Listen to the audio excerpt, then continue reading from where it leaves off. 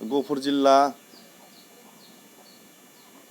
दुलाराय बर' हारिमु आफादनि नेहाथारि जानानै आं दिनै मैयानि बे भाइराल जानाय मैया दाख्लैनि भाइराल जानाय बर'नि मोसानाय दाहाल थुंग्रि सिबनाय मोसानायखौ जे मालाय हारिनि दामजुजों मोसादों बेथ' जोबोद दुखुनांथाव जादों।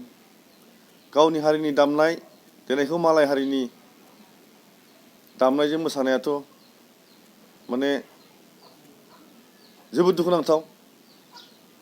दा दुलाराय बर' हारिमु आफादा बुंबोगासिनो दङ बर'नि मोसानाय एखे जाजोबनांगौ, बागुरुम्बा मोसानाय बुहुमनि बर'फोरनि मोसानायजों एखे जाजोबनांगौ, दामनाय देनाय गासिबो मोसानाया एखे जाजोबनांगौ बुंबोगासिनो दङ।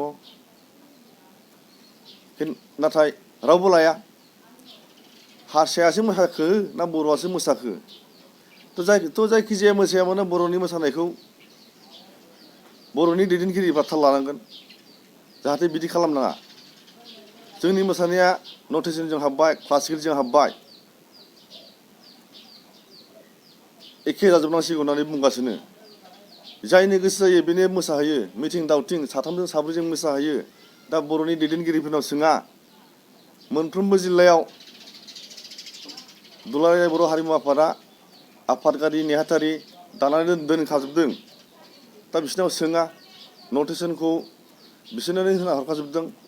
दा बिसोरनो फोरोंनो हायो। दा बिसोरनाव सोंनांगौ। गावनि गोसो बायदि मोसाहैयो, गावनि गोसो बायदि जेरै हागौ एरै खालामहैबाथ' जानाय नङा।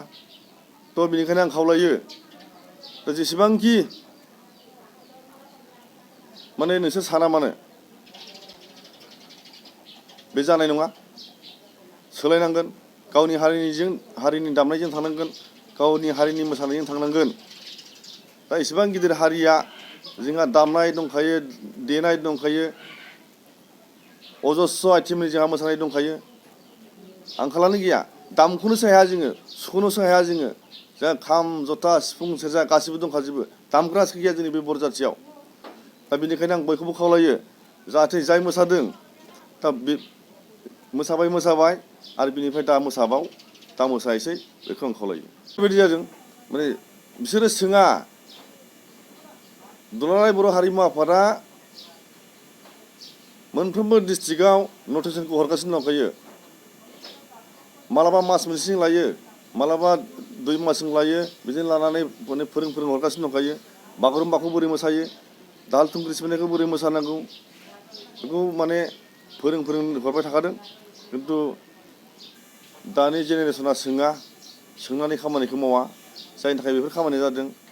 गाननाय जोमनाय, दिनै गाननाय जोमनायखौ नायदो नोङो। गावनि हारिनि गाननाय जोमनायखौ नोङो न'आव थानायावबो गाननो बालांग्रा जाबावबाय।